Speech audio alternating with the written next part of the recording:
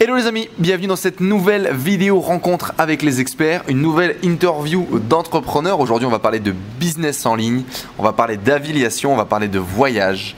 Aujourd'hui je vous fais le portrait de Kevin Baudin qui du coup est un entrepreneur qui a démarré dans les années 2010. Vous allez voir, super parcours, super partage, super bonhomme aussi, super sympa. On a pu passer quelques jours ici sur Bangkok et c'est vraiment un plaisir de vous le partager aujourd'hui. Vous pouvez à votre tour partager cette vidéo, cette chaîne si vous voulez plus d'interviews, rencontres avec les experts, plus d'interviews d'entrepreneurs, d'histoires inspirantes pour vous aider à développer votre business et notamment votre business en ligne. Je vous dis à tout de suite avec Kevin, c'est parti.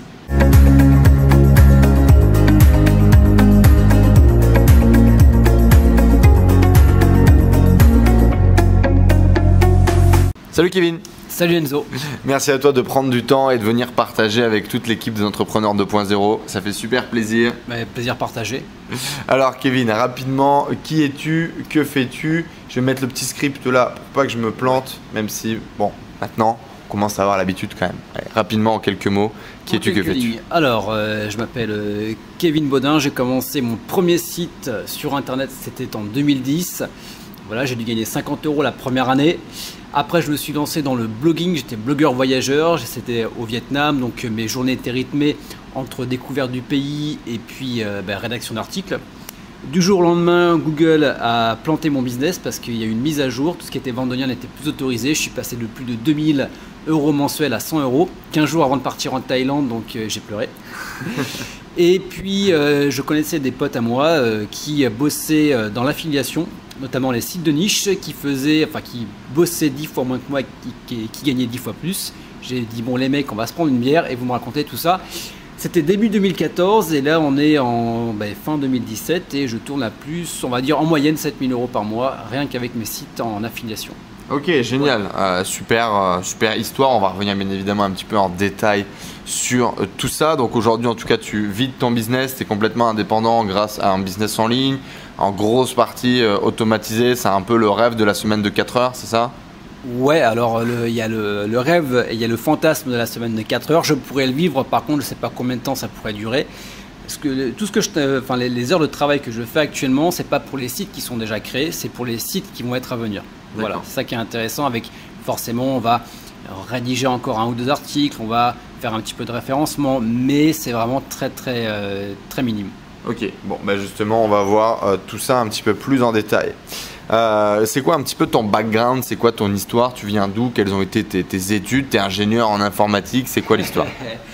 Alors, pas du tout. Je viens d'une petite ville qui s'appelle Châteauroux, qui est dans le milieu de la France. En général, tu connais Châteauroux quand tu fais Paris-Toulouse et tu vois la pancarte sur l'avant. En gros, c'est ça. Donc, j'ai fait des études. J'ai fait une fac de sport, STAPS, à Limoges. Voilà, parce que je savais pas quoi faire. Je boxais. Je me suis dit, tiens, le sport, ça pourrait être pas mal. Donc, je vais apprendre à entraîner. J'ai eu ma licence et au bout de la licence, je me suis dit, ça me fait chier. Voilà, après j'ai fait une licence en entrepreneuriat, ça a duré 6 mois, ça m'a fait chier, je me suis cassé. J'ai été apprendre les massages, donc j'ai fait une école pendant 6 mois sur Toulouse, voilà, j'ai appris des massages, la réflexo, etc. Entre temps, je suis parti une première fois en Thaïlande, donc mon premier grand voyage c'était en 2007 où je me suis entraîné en boxe, voilà, j'ai fait un stage de 15 jours, sauf que j'ai fait que m'entraîner, j'ai pas vu du pays. Suite à mes formations en réflexologie, j'ai eu l'occasion d'aller au Vietnam, pareil 15 jours mais pour un stage en réflexologie, donc j'ai rien vu du pays. Je suis revenu en France et je me suis dit putain, j'ai envie de voyager, j'ai pas fait grand chose, mais là pour le moment je travaille à Decathlon, voilà, en tant que saisonnier pendant les soldes et là c'était le déclic. Comment est-ce que je peux faire pour voyager et travailler en même temps? Et c'est là où j'ai lancé mon premier site, c'était en 2010. D'accord, donc finalement... Donc quand tu y as répondu, mais comment est-ce que tu t'es lancé finalement dans cette aventure entrepreneuriale et finalement un peu pourquoi? Donc tu en as parlé un petit peu de la liberté et tout, mais voilà, revenons un peu là-dessus. Comment est-ce que tu as fait le gap entre je sais pas trop ce que je veux faire, je fais un peu de ci, un peu de là, je me forme, je teste pas mal de choses, je suis saisonnier à Decathlon, je vois comme c'est la galère de travailler là-dedans, je suis entrepreneur, je lance mon business? J'ai pas vraiment eu le choix. En fait, j'ai eu le choix de vouloir vivre la vie que j'avais envie de vivre. Parce que comme je l'ai dit, j'ai bossé à Decathlon, j'ai bossé à SFR, j'ai bossé à Bouygues, voilà, vendeur en téléphonie, c'était pas forcément le truc qui fait rêver. Donc après, je respecte les gens qui le font, mais moi c'était pas vraiment mon truc. Voilà, d'esquiver les téléphones parce que le mec il a pas réussi à appeler son service client, ben voilà, il y a mieux quand même. J'ai kiffé le voyage et je me suis dit, ben voilà, comment est-ce que je pourrais faire. Donc j'ai fait comme tout le monde, je suis allé sur Google, j'ai tapé comment gagner de l'argent sur internet. Alors le premier truc que j'ai fait avant de lancer mon premier site, j'ai joué sur les casinos en ligne. Voilà, sur le blackjack, j'avais lâché 100 balles. Tu vois, dans le truc, tu as une carte que tu achètes au bureau de tabac. Voilà, et tous les jours, pendant 2 heures, je faisais, voilà, j'avais un tableau avec telle carte qui est sortie et puis je me disais tant, à chaque fois tu doublais. Et un jour, je suis tombé sur une liste noire, voilà, et j'ai eu je suis passé de 2000 € à 500 €. Tu vois, en l'espace de 30 secondes, j'avais gagné de l'argent. Et je me suis dit, c'est pas viable, c'est chronophage et je peux tout perdre du jour au lendemain. J'ai fait, ok, je passe à autre chose. Okay. Et c'est à cette époque-là, donc, je me suis quand même, j'ai commencé à m'intéresser au blogging. C'était la grande épopée, donc, 2007, voilà, 2010, la trilogie Olivier Roland, Aurélien Macker, Sébastien, le marketeur français. Voilà, donc j'ai suivi un petit peu leurs conseils. Voilà, je me suis lancé. Voilà, premier site que j'ai lancé, c'était mespremiersclients.fr. Je m'étais rendu compte d'un truc, c'est que toutes les personnes qui bossaient en réflexologie, parce que j'étais devenu entre-temps assistant de formation avec ma prof, et je voyais que sur une classe de 25 personnes, tu en avais 2 ou 3 qui arrivaient à lancer leur cabinet et peut-être une personne à en vivre. Et je me suis dit, les personnes sont très bonnes pour faire des massages, mais elles sont super nulles pour se vendre, pour monter un cabinet. Donc je me dis, banco, je vais tester. Sauf que je connaissais rien au SEO, je connaissais rien à tout ça. Et je vendais en affiliation un petit guide pour devenir auto-entrepreneur. Voilà, qui coûtait 27 balles, j'en ai vendu 5-6 et ça m'a fait 50 € à la fin de l'année. D'accord. Voilà, première expérience. C'était la première expérience. C'est ça. Et donc toi, les valeurs profondes pour avoir entrepris, c'était la liberté, le voyage et gagner de l'argent. C'était de me dire, voilà, je peux voyager à n'importe quel moment, où je veux, quand je veux. Voilà. Qu'est-ce qui t'a fait parce que tu sais, on a tous un peu ce syndrome au départ de visualiser le potentiel, de croire en ce rêve. Les mecs qui nous disent sur internet qu'ils gagnent de l'or en barre sans rien foutre. Toi, t'y croyais? Qu'est-ce qui t'as pas eu cette peur, ce passage à l'action? Comment ça s'est fait? T'as toujours la question de te dire, est-ce que c'est vrai, est-ce que c'est pas vrai? Après, moi, je me disais, j'ai pas besoin de gagner autant que ce qu'ils gagnent. J'ai gagné mes premiers euros, je savais que c'était possible. Donc à partir de là, psychologiquement, tu dis putain, j'ai gagné 50 €. T'as pas eu de frein dans la création du premier site et générer les premiers euros, quoi. Tu l'as fait direct. Je l'ai fait direct, mais bon, la première fois où j'ai acheté mon nom de domaine, je me suis chié dessus. Je me suis dit putain, ça coûte 100 € à l'année, qu'est-ce que je dépense pas? C'est de l'argent qui est foutu en l'air. En plus, j'avais pas forcément de quoi investir à ce moment-là. Je me suis dit, on va lancer, on va voir, on va faire ses premiers essais. Je savais très bien que ça allait pas marcher comme ça du jour au lendemain. Que entre ce qu'on te dit, entre le lifestyle qu'on te propose et là où tu en es et là où tu dois arriver, tu te dis, je vais peut-être me prendre quelques casseroles dans la gueule. C'est ce qui s'est passé.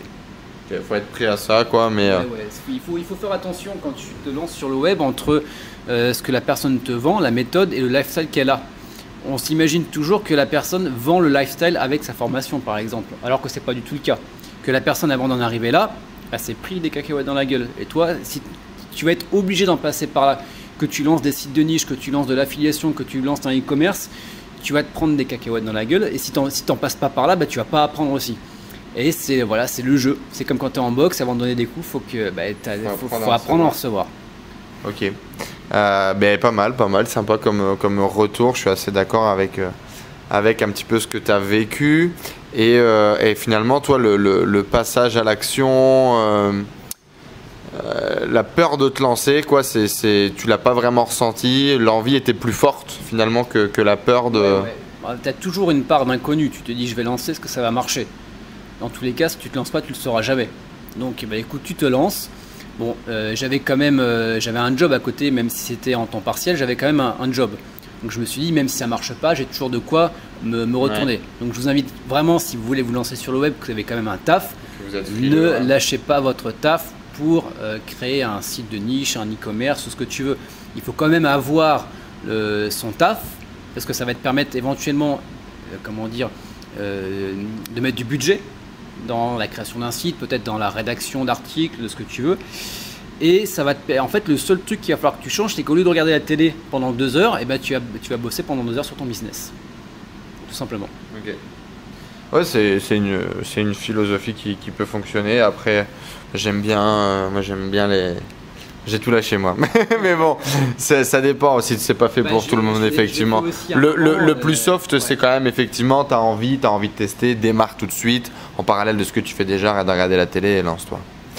Avec le recul aujourd'hui, si tu devais définir un espèce de processus de la réussite, tu vois, tu dois lancer un nouveau projet, qu'est-ce que tu ferais systématiquement pour que le projet fonctionne? Alors, ce qu'il y a, c'est que déjà, je ne pourrais pas revenir du début parce que j'ai acquis une expérience qui fait qu'entre un débutant et moi, qui me remettrais dans la peau d'un débutant, je sais ce qui va marcher et ce qui ne va pas marcher déjà. Donc justement, avec cette expérience-là aujourd'hui, les 4 étapes que tu ferais systématiquement pour lancer un nouveau site, un nouveau business et peu importe quel qu'il soit. Très bonne question. Donc moi, je partirais sur les sites de niche parce que c'est ce que je sais faire. Il faut déjà savoir, en fait, il y a plusieurs questions à se poser. C'est est-ce que je suis prêt à investir du temps, de l'argent? C'est toujours la même question. Si je suis prêt à investir du temps, ben, je vais essayer de tout grappiller par moi-même. Je ne vais pas investir dans la formation, je vais rédiger les articles par moi-même. Ou alors, tu as le cas inverse, je vais dépenser de l'argent. Et c'est ce que je recommande, même si c'est un investissement, parce que tu vas prendre quand même un sacré raccourci. Imagine que tu te mets une période de 6 mois, que tu fais tout sans lâcher le moindre euro, que ce soit pour de la recherche, que ce soit pour de la vente de formation. Arrivé à 6 mois, tu vas peut-être pas être arrivé très loin. Imaginons que tu as investi un petit peu d'argent, au coût d'une formation, 200 balles, j'en sais rien, que tu commences à te former, et bien au bout de 6 mois, peut-être que tu auras gagné plus d'argent. Donc tu auras déjà rentabilisé ta formation. Mais en plus, eh tu auras gagné plus d'argent que les 6 mois, tu n'auras rien lâché. Ok, donc l'étape 1, se former. Ouais. Franchement, se former. Voilà, je sais qu'en France, on a ce petit on grince des dents quand on parle d'acheter des formations. Mais ouais, on est d'accord, tout le contenu est disponible sur Internet. Sauf que le mec qui te vend la formation, eh bien, il t'a tout regroupé, il l'a mis dans l'ordre, tu n'as plus qu'à suivre étape par étape. Ok. Ouais. Je suis assez d'accord avec cette vision de la formation. Il faut vraiment que vous preniez ça comme un espèce de raccourci, de gagner du temps, de gain de temps. Pourquoi on va à l'école? Parce que des mecs qui ont étudié, qui se sont fait chier à comprendre des sujets, nous font des résumés et nous donnent ce qu'il y a à savoir, quoi. C'est exactement le même principe, à part que là c'est beaucoup plus pragmatique, parce que c'est pour gagner de l'oseille, c'est pour développer un business.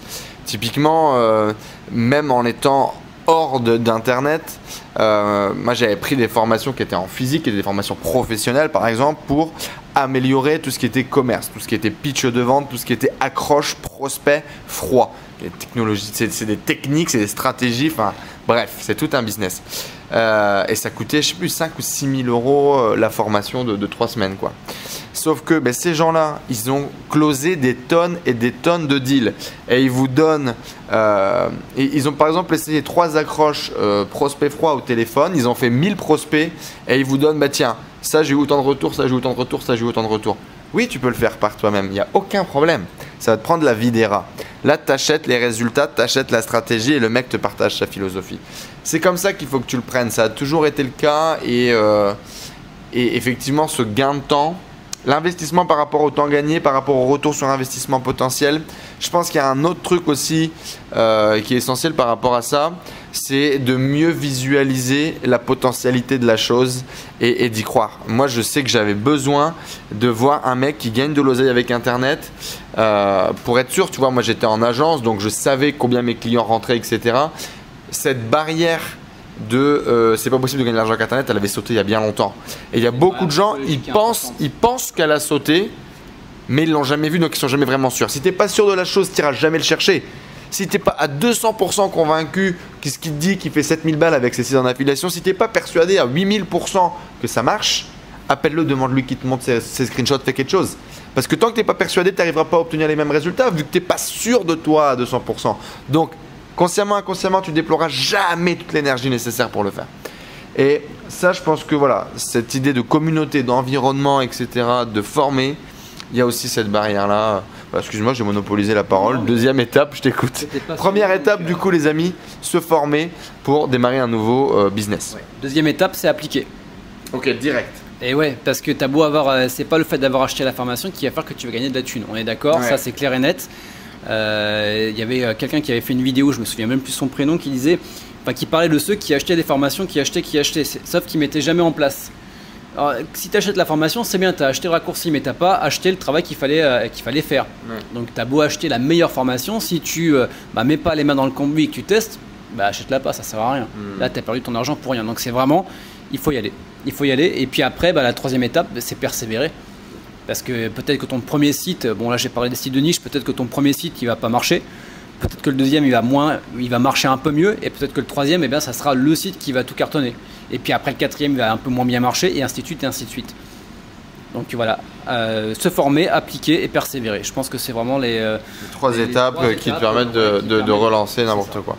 Ok, ouais, ça fait sens en tout cas, et puis il y a une vraie corrélation avec ce que d'autres sur cette chaîne nous ont donné. Et puis peut-être aussi à arrêter de toujours pas remettre en question, mais de se poser des questions. Est-ce qu'il m'a dit ça? Est-ce que ça va marcher? Tu appliques et tu vois par toi-même. Ouais. Dans tous les cas, effectivement, cette notion de test, aujourd'hui, peu importe ce que tu fais, et peu importe, que ce soit du business en ligne ou du business physique, ça marche pareil. C'est-à-dire que si aujourd'hui tu achètes un mec pour qu'il te raconte ce qu'il fait, pour qu'il te partage ses techniques, ses stratégies, tu le payes, ok? Tu le payes, potentiellement tu le payes cher, plus ou moins cher. Sois un bon sceptique, c'est-à-dire que essaye pas d'être expert avant de l'être. Si le mec te partage son retour sur expérience, il faut que tu sois critique sur le bonhomme avant d'acheter ses conseils, avant d'acheter sa méthode. Une fois que tu as acheté sa méthode, va au bout. Et à la fin, pose-toi les bonnes questions. Est-ce que c'est cohérent? Est-ce que c'est pas cohérent? Etc. Croise les informations.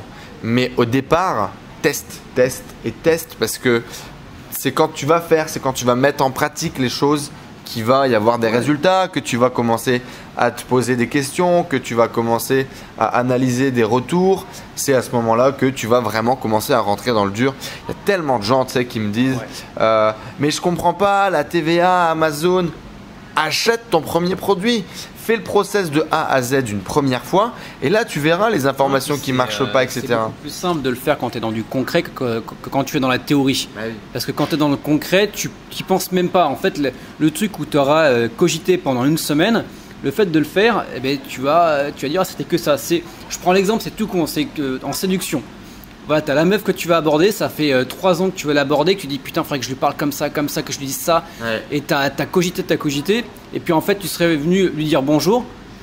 Ça aurait peut-être décanté énormément. Et puis ça serait aussi simple que ça, et tu te serais dit les 5 minutes après, putain, c'était que ça. Bien sûr. C'est expérience, tu te lances et tu vois. Alors après, bien évidemment, je sais qu'il y en a qui sont plus frileux que d'autres, et c'est potentiellement ton cas. Tiens, je vais te rapprocher un petit peu, t'es vachement loin. C'est potentiellement ton cas, toi qui es sur cette vidéo, mais ok, il faut préparer, ok, il faut analyser un petit peu, il faut avoir les données, mais déjà si tu as commencé par te former, logiquement tu as déjà les informations nécessaires, tu vois. Tu peux mettre des boulets supplémentaires. Voilà, et puis lance-toi. En fait, lance-toi. Si aujourd'hui tu es pour acheter, tu es pour vendre quelque chose, fais-le en fait. Fais-le, amorce le process. Risque minimum dans tous les cas. Aujourd'hui avec internet on est capable de savoir les volumes de vente des produits par exemple. On est tellement capable de savoir plein de choses. Si ton truc c'est la création de site internet, l'affiliation, eh bien fais un premier site, vois ce qui se passe. Si tu veux faire de la prestation de service, fais une plaquette, va rencontrer tes premiers clients, commence à vendre des choses, tu vois, amorce le process, sois dans une dynamique de création, et je suis persuadé que c'est comme ça qu'il se passera quelque chose. Génial en tout cas, du coup 3 process, 3 étapes les amis, on vous les répète: se former, mettre en pratique tout de suite, tester ce qu'il y a dans la formation et tester la méthode pour aller là où vous voulez aller, et puis persévérer, continuer, démultiplier en faisant des improvements, des améliorations. Quitte à faire après à sa sauce, parce que la formation, un formateur va te donner sa version, après elle va pas forcément te correspondre sur tous les points, c'est parfaitement normal parce qu'il y a du personnel dedans. Mais voilà, tu appliques, tu t'appropries la méthode, et après éventuellement tu peux l'améliorer, tu peux la mettre à ta sauce. Carrément. Quels sont selon toi les traits de caractère, les compétences, soit que tu avais et que tu as amélioré ou minimisé? Tiens, on va faire ça, allez, le positif et négatif. Traits de caractère que tu avais, que tu as amélioré ou que tu as minimisé pour être un bon entrepreneur, pour réussir dans le business. Minimiser, je pense que c'est le fait de vouloir tout contrôler. Ok. Parce que tu veux contrôler tes stats, tu veux contrôler tes sites, il y a un moment où c'est pas toi qui contrôle. Donc tu as beau avoir le contrôle voilà, des algorithmes de Google, tu as beau avoir le contrôle de tes plateformes d'affiliation, tu as beau avoir le contrôle de l'objectif que tu vas te mettre en place, bah, tu t'aperçois que en fait, bah, tu as une impression de contrôle, mais quand tu l'as plus et quand on te fait voir que tu l'as plus, bah, ça fait mal. Okay. Donc il y a un moment où tu fais écoute, je vais lancer et on verra. C'est con à dire, on verra, bon, avec un minimum quand même, on sait que ça va marcher, mais avec une marge de, avec une, comment accepter l'aléa voilà. de l'entrepreneuriat. C'est ça. C'est ce qui pourrait être en plus avec le truc qui s'est amélioré chez moi, c'est le fait de l'adaptabilité. Ouais, la flexibilité voilà. Finalement du business. Ouais. Ça marche pas, c'est pas grave. Je me souviens que mon premier site, c'était que j'avais lancé sur le Vietnam. J'avais qu'un seul site et c'était mon petit bébé. Voilà, ouais. C'était mon bébé. Et je me suis appris à me décrocher de mes sites également parce que quand il s'est cassé la gueule, j'ai pas voulu partir avec l'eau du bain et le bébé. Hein, je l'ai décroché. Ça fait mal, mais voilà, c'est de pas avoir un business émotionnel aussi. Tu as un site qui tombe, c'est pas grave. Arrête de vouloir de rester accroché à une idée parce que tu penses que c'est la bonne. Alors il faut faire attention aussi entre la persévérance et l'obstination. Ouais. Persévérance, c'est bien parce que ça va te permettre d'aller à fond. Et voilà, mais sauf que... Alors les amis, avant que la caméra nous laisse tomber, on parlait de la différence entre obstination et persévérance. Kevin. Ouais. Alors la persévérance, c'est le fait de croire à une chose et puis d'y aller parce que tu sais que ça va marcher. Et l'obstination, alors c'est jamais évident de faire la différence entre les deux. Je pense que l'obstination, ça va être de dire que des personnes qui sont éventuellement plus compétentes que toi, qui te disent attention, je pense que tu vas te planter. Et que toi, tu fais non, je suis persévérant, je sais que ça va marcher.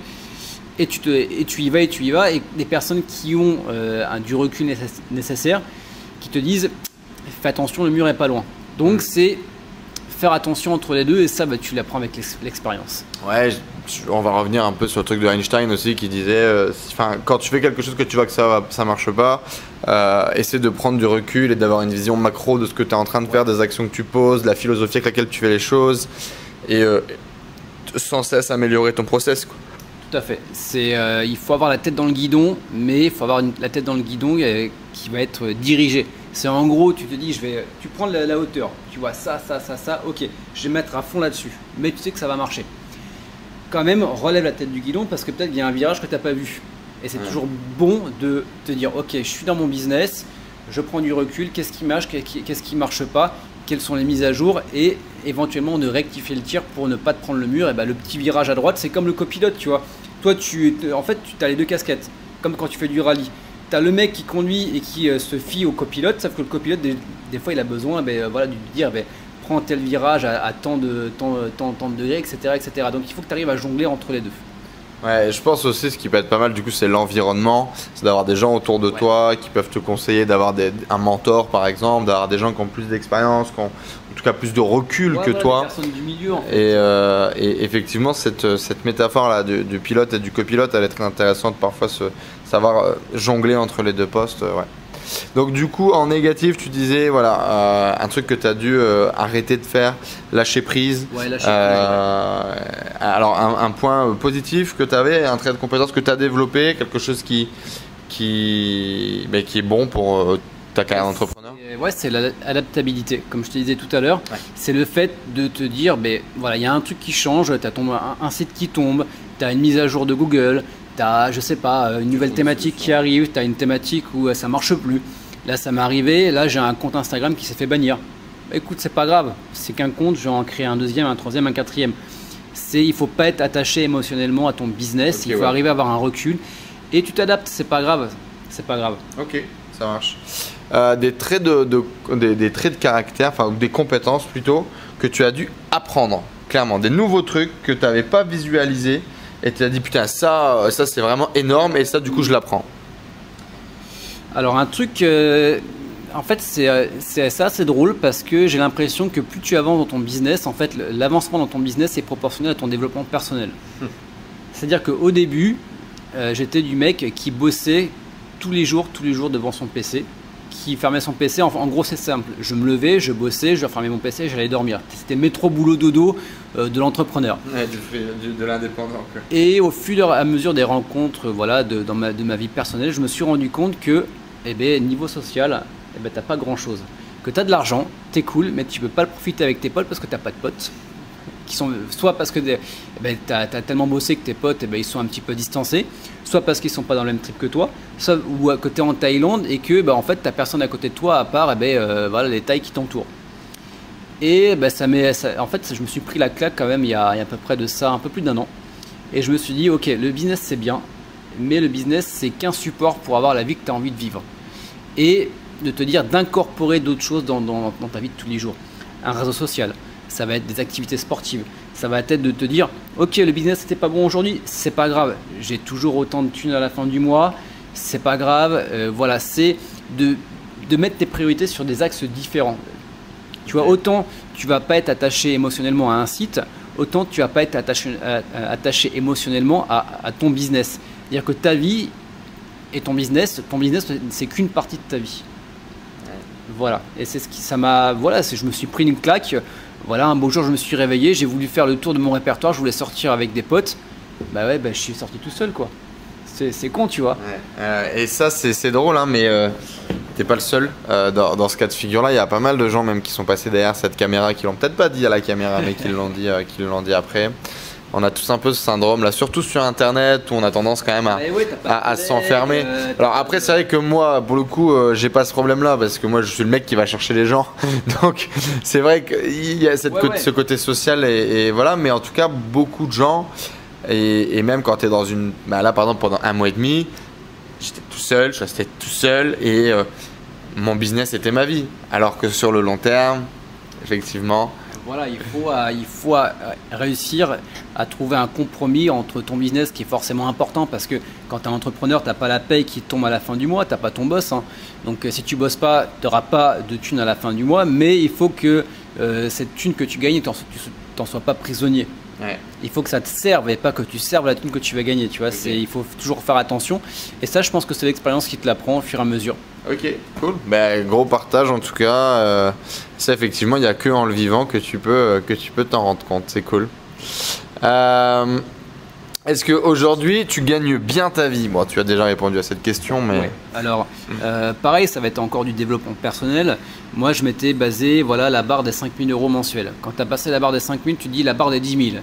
Et je sais que quand je vais dépasser la barre des 10 000, je me dis, pourquoi pas 20 000. Donc là, je gagne suffisamment bien ma vie. En gros, en fait, j'ai un peu de mal avec les personnes qui te disent devenir riche, gagner beaucoup d'argent. Je pense que quand tu es riche, à partir du moment où tu gagnes plus d'argent dont tu as besoin dans la vie de tous les jours. En te disant, je vais faire un resto, j'ai pas besoin de regarder mon compte en banque, je sais que je peux le faire.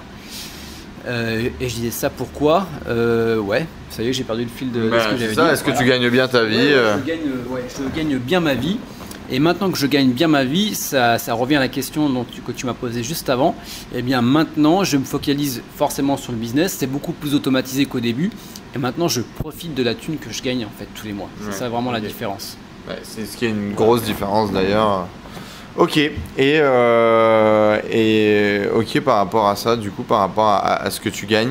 Et comment du coup on reste quand même compétitif et on reste dans l'évolution du coup, parce que c'est une vraie question que j'avais eue et moi tout le monde m'a toujours dit t'en voudras toujours plus et t'en auras toujours plus envie et machin et tout. Effectivement j'ai fait cette ascension, alors moi il n'y a pas vraiment eu de gap, on a fait quasiment 1000 à 10 000 ça a été 0 à 1000 en 1 an, après ça a fait 1000 à 10 000 très vite. Là ça fait super flipper, t'as l'impression d'être prêt, t'es jamais prêt en fait. Et là par contre c'est compliqué parce que directement ça a été on va faire 20, 30, 50 et finalement après derrière j'ai pris un creux et là tu descends aussi vite que tu remontes. Comment on arrive à rester motivé, à rester dans la compétition, à continuer à vouloir évoluer, à grandir parce que c'est important et parce que ça nous drive et parce que s'il n'y a pas d'évolution c'est qu'on meurt. C'est ma vision. On est d'accord. Et par contre, ne pas être focus uniquement sur l'appât du gain et vouloir faire 5, 10, 15, 20. Tout dépend. En fait, il faut que tu te fixes des objectifs de vie, tout simplement. C'est te dire, je vais gagner 10 000 €, mais mes 10 000 € vont me servir à quoi? Donc à partir du moment où tu sais ce que tu vas vouloir faire, des objectifs, ça peut être, je sais pas, te faire un voyage, ça peut être te dire, il me faut tant, il faut que j'économise tant. Après, tu peux aller plus loin, c'est pas un problème, mais il faut que tu te dises que tu ne te perdes pas non plus. Il faut que tu te mettes un cap. Et que si tu as déjà atteint l'objectif que tu t'étais fixé, je sais pas, tu t'étais dit 10 000 euros, si tu gagnes 15 000, bah c'est bien. Mais tu vas pas courir auprès des 15 000. En fait, tu vas avancer derrière, tu vas continuer ton truc, mais sans forcément avoir un objectif. En fait, l'objectif que tu vas te fixer, c'est de ne pas descendre en dessous de la barre des 10 000 euros. Voilà. Ou éventuellement, moi, je sais pas, tu veux te taper un trip, tu as besoin de 20 000. Et ben, tu vas faire en sorte de gagner 10 000 de plus sur le mois. Ouais, c'est mettre des moyens, en face de tes ambitions, quoi. Point barre, et après tes évolutions. Ouais, c'est un peu ce que je dis aussi. C'est un peu la conclusion que j'en ai eue, quoi, finalement. Tu sais, j'ai des ambitions en termes de portée, entre guillemets, et l'organisation des vêtements, tu vois, typiquement physique, c'est quelque chose qui m'intéresse. Et du coup, c'est ce que je dis, quoi. Si demain tu veux remplir une salle avec 2000 personnes, il faut les moyens de louer la salle, il faut les moyens d'organiser une com en adéquation pour aller drainer des gens. Donc en fait, c'est plus tes ambitions vont être énormes, plus tu vas avoir besoin de beaucoup de moyens, et du coup, naturellement, tu feras du pognon. Mais il faut pas faire les choses pour le pognon, effectivement. Il faut plutôt se focaliser sur qu'est-ce que tu veux faire dans la vie. Ok, top. Ça me plaît bien tout ça. Et du coup, on dit souvent que l'argent rend heureux. Est-ce que tu es heureux aujourd'hui? Alors l'argent ne rend pas heureux, mais elle permet de te faire des choses qui vont te rendre heureux, ce qui est différent.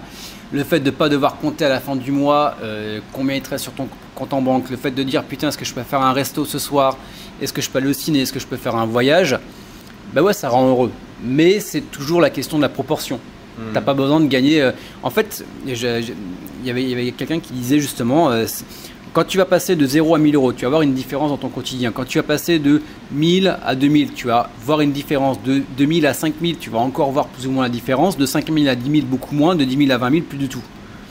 Donc, est-ce que tu as vraiment besoin de gagner autant d'argent? C'est la question que je me pose à chaque fois. Alors, c'est toujours sympa, tu vas te dire, putain, j'ai fait 20 000 euros. Ah, j'ai fait 50 000 euros. On est d'accord, ça fait plaisir, un petit peu d'ego, on va pas se le cacher, on gagne de la thune, ça permet de montrer un peu les résultats, mais il faut pas que ce soit une fin en soi. Donc c'est aussi la raison pour laquelle j'aime bien clasher, je sais pas pourquoi, les personnes qui disent vivez de votre passion.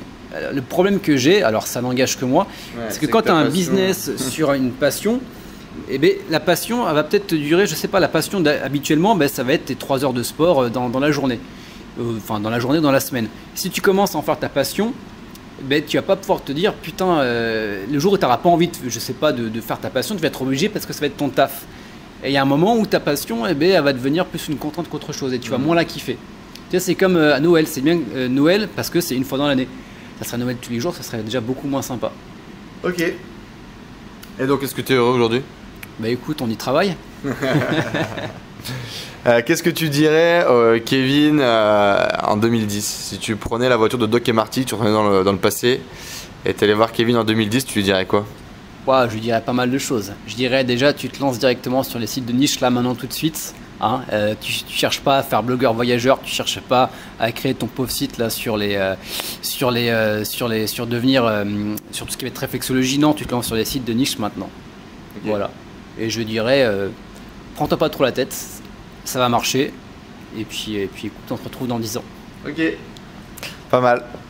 Est-ce que tu aurais un conseil, une ressource, un bouquin, vidéo, etc., un blog, quelque chose qui t'a marqué dans ton évolution à partager pour les entrepreneurs qui nous regardent?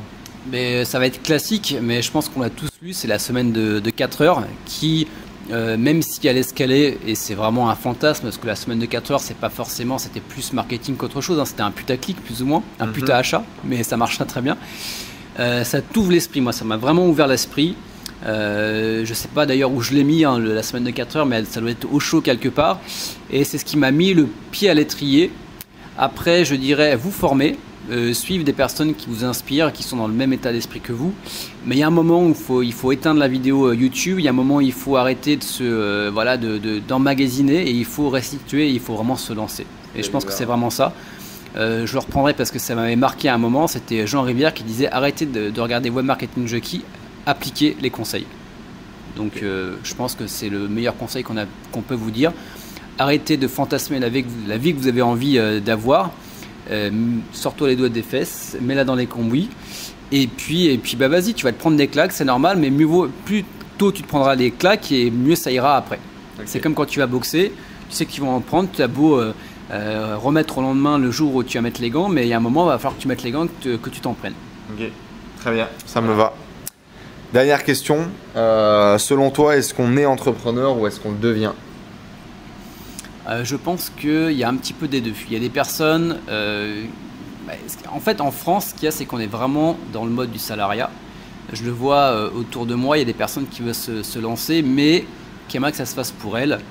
Je pense que ça s'apprend et ça va être plus ou moins difficile pour certains traits de personnalité, de caractère, de style de vie également.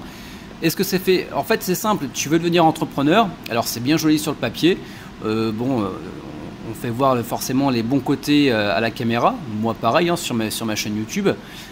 Il y a des avantages. Inconvénients, avantages, pareil, dans les deux cas. Alors, est-ce que tu es prêt à prendre les inconvénients avec les avantages? La question est de poser. Tu testes, tu vois et tu verras si tu es fait pour entreprendre ou pas. Voilà.